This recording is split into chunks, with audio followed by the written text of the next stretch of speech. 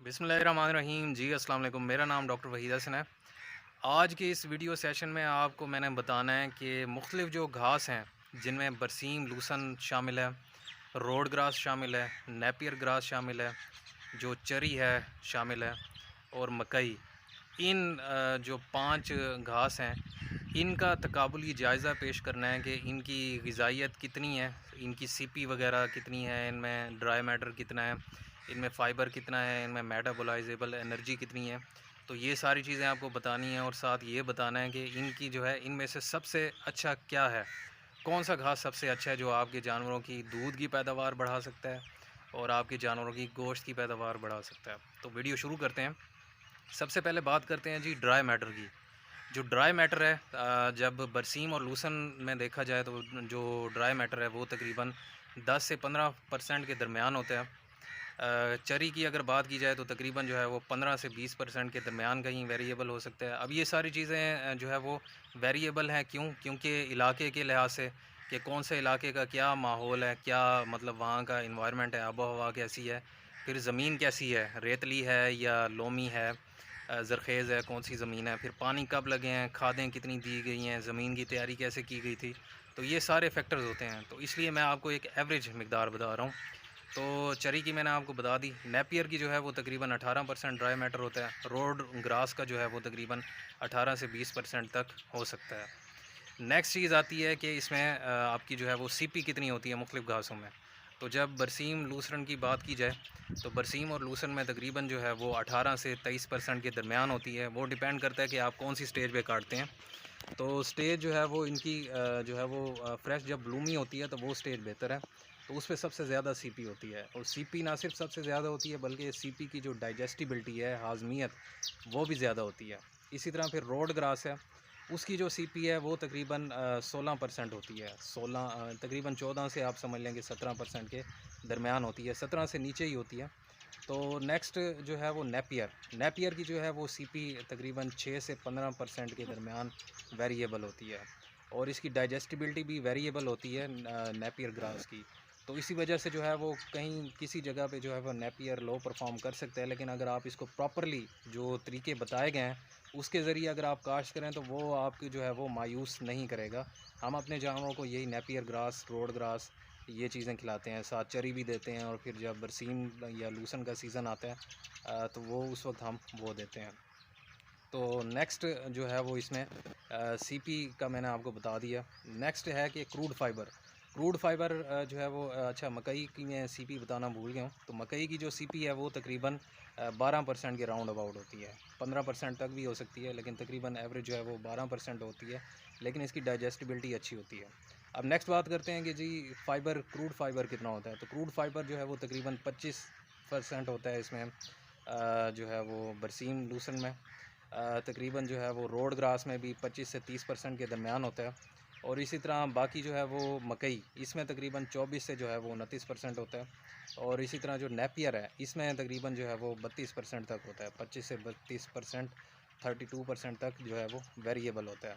अब नेक्स्ट एक अहम चीज़ है मेटाबॉलाइजेबल एनर्जी। मेटाबॉलाइजेबल एनर्जी ये होती है कि जानवर घास तो आप तकरीबन जो हर घास में जो है वो एनर्जी तो बराबर होती है, लेकिन उसमें से कितनी एनर्जी जो है वो जानवर को मिलती है या जानवर का हिस्सा बनती है, तो वो जो है उसको मेटाबॉलाइजेबल एनर्जी कहते हैं और ये किलोग्राम ड्राई मैटर की बेसिस पे होती है। तो सबसे पहले बात करते हैं इसकी बरसीम और लूसन की। तो ये इसमें जो मेटाबॉलाइजेबल एनर्जी है वो तकरीबन 2.3% तक होती है। 2.3 मेगा कैलोरी पर किलोग्राम ड्राई मैटर की होती है और इसी तरह रोड ग्रास में तकरीबन 2.1 होती है। मकई में भी तकरीबन 2.0 से लेकर 2.2 तक होती है और जो नेपियर है उसमें तकरीबन 1.9 पर मेगा कैलोरी पर किलोग्राम ड्राई मैटर की होती है। तो ये तो मैंने आपको तकाबुली जायज़ा इनका बता दिया। वैसे इनकी जो डिटेल डिस्कशन है वो अलहदा, मतलब हर एक की न्यूट्रिशन जो है वो अलहदा मैंने अपने चैनल पर बताई हुई है।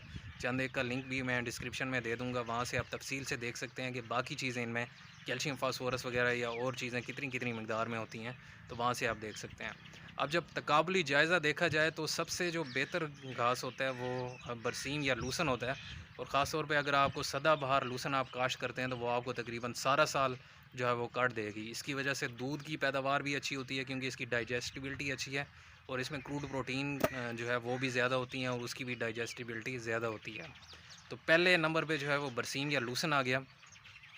नेक्स्ट जो है उसके बाद जो है वो मकई का घास है, ख़ास तौर पे ऐसे इलाकों के लिए जो ज़रख़ेज़ हैं, जिस तरह ओकाड़ा, साहिवाल, ये रीजन हो गया, यहाँ पे पाकपतन वगैरह। तो यहाँ पे क्योंकि ज़मीन ज़रख़ेज़ है तो मकई की पैदावार भी अच्छी होती है और ख़र्चा भी कम होता है। और ज़ाहिर बात है जो हाईली प्रोडक्टिव एनिमल्स हैं, जिस तरह जिनका जो दूध है वो 15 लीटर पर डे से ज़्यादा होता है, तो उनके लिए जो है वो ये ज़्यादा फिजिबल है। नेक्स्ट जो है वो रोड ग्रास और ये नेपियर वगैरह। नेपियर और रोड ग्रास जो है वो ऐसे इलाकों के लिए बेस्ट हैं जहाँ पे जो है वो रेतला इलाका है, सैंडी लोम है, या फिर जहाँ पे जो है वो मकई की पैदावार इतनी अच्छी नहीं हो सकती, ज़मीन कम ज़रख़ेज़ है या पानी की जो है वो अवेलेबिलिटी इतनी ज़्यादा नहीं है, तो उस सूरत में रोड ग्रास बेहतर है। अगर सैंडी लोम है और साथ जो है पानी की अवेलेबिलिटी है तो फिर उस सूरत में जो है वो नेपियर बेहतर परफॉर्म करेगा, क्योंकि नेपियर को ज़्यादा पानी चाहिए होते हैं, साल में तकरीबन जो है वो 16 पानी। जो रोड ग्रास है वो निस्बतन ज़रा कम पानी पे भी काम चला लेता है और इसकी डाइजेस्टिबिलिटी फिर भी अच्छी होती है। रोड ग्रास की जो है वो ख़ास तौर पे बड़े जानवरों के लिए अगर आप चराई करवाएं तो वो भी आपके लिए फिजिबल है। और नेपियर का जो है वो मैंने अलहदा वीडियो बनाई हुई जिसमें डिटेल डिस्कशन की हुई है कि आप नेपियर किस तरह काश्त कर सकते हैं, कौन सी स्टेज पे आपने काटना है ताकि आपको नेपियर जो है वो मायूस ना करे। तो वो अलहदा वीडियो भी डिस्क्रिप्शन में मैं लिंक दे देता हूँ, वहाँ से आप देख सकते हैं। तो बहरहाल ये है, यहाँ पे मुख्तसर बताऊँगा कि आप 3 से 5 फुट की हाइट पर ही इसको कट करें। जितना ये बड़ा होगा उतनी इसकी सीपी जो है वो सीपी मेटाबॉलाइजेबल एनर्जी और डाइजेस्टिबिलिटी कम होती जाएंगी। ड्राई मैटर बेशक बढ़ता रहेगा। तो ज़ाहिर बात है जब बड़ी स्टेज पे होगा ड्राई मैटर बढ़ेगा और साथ जो है वो ये सीपी वगैरह और ये एनर्जी कम होंगी, तो वो फिर उसने परफॉर्म कम करना है। उस वजह से जानवर को पूरी एनर्जी नहीं मिलेगी, पूरी प्रोटीन्स नहीं मिलेंगी, जानवर आपको दिन ब दिन कमज़ोर होता नज़र आएगा। और ड्राई मैटर ज़्यादा और डाइजेस्टिबिलिटी कम होने की वजह से जो है वो जानवरों को पेट के मसाइल भी हो सकते हैं, लेकिन इतना ज़्यादा पेट के मसाइल का नहीं है जितना कम एनर्जी मिलने की वजह से, कम प्रोटीन मिलने की वजह से जानवर कमज़ोर हो रहा होता है। तो ये सारी चीज़ें हैं। उम्मीद है आज की वीडियो से आपको काफ़ी फ़ायदा हुआ होगा। मज़ीद भी अगर आपके ज़हन में कोई सवाल है तो आप कमेंट्स में या मेरे व्हाट्सएप नंबर पे पूछ सकते हैं। तो दुआ में याद रखिएगा, हकूक़ुल इबाद का ख्याल रखिएगा। अल्लाह आपका निगहबान हो। अल्लाह हाफ़िज़। नज़र आएगा। और ड्राई मैटर ज़्यादा और डाइजेस्टिबिलिटी कम होने की वजह से जो है वो जानवरों को पेट के मसाइल भी हो सकते हैं, लेकिन इतना ज़्यादा पेट के मसाइल का नहीं है जितना कम एनर्जी मिलने की वजह से, कम प्रोटीन मिलने की वजह से जानवर कमज़ोर हो रहा होता है। तो ये सारी चीज़ें हैं। उम्मीद है आज की वीडियो से आपको काफ़ी फ़ायदा हुआ होगा। मज़ीद भी अगर आपके ज़हन में कोई सवाल है तो आप कमेंट्स में या मेरे व्हाट्सएप नंबर पे पूछ सकते हैं। तो दुआ में याद रखिएगा, हकूक़ुल इबाद का ख्याल रखिएगा। अल्लाह आपका निगहबान हो। अल्लाह हाफ़िज़।